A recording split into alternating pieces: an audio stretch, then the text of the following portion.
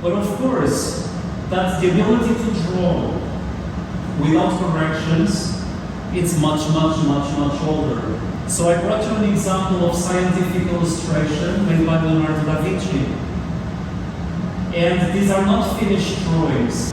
So these drawings were not even rendered to be published. These were Leonardo's private sketches. And look how masterful they are, although they are quick sketches. Leonardo wrote hundreds of pages on anatomy.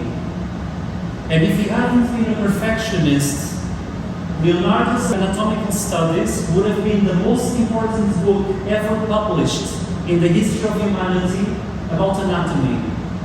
But because he was a perfectionist and he thought that it wasn't good enough, he never released his anatomical treatise.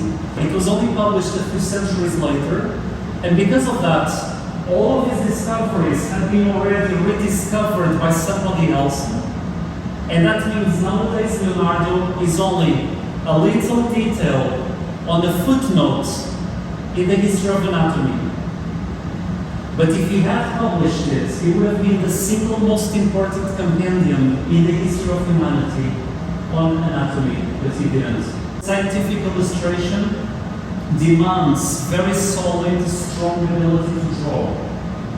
You have to draw accurately, and hopefully you have to draw quickly. Otherwise you're going to spend 3 months doing a drawing that you could have done in 1 hour. The ability to draw quickly allows you to make these wonderful sketches from life where you capture human emotion and human psychology. This drawing is not detailed. Even with some dashing, fast, loose stains of color, you can convey the feeling and the emotion of the model. Change the angles even ever so slightly, and you would have wrecked and ruined the facial expression.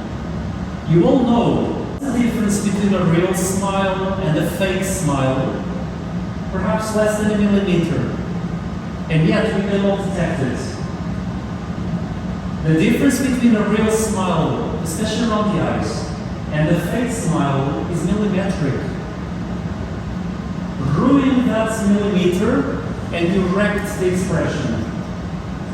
So if you want to capture the human soul, if you want to be able to draw portraits and make it alive, you must be really good, especially at angles and the minutes on the clock. So this is a study by Prud'hon before the Bargue course was developed.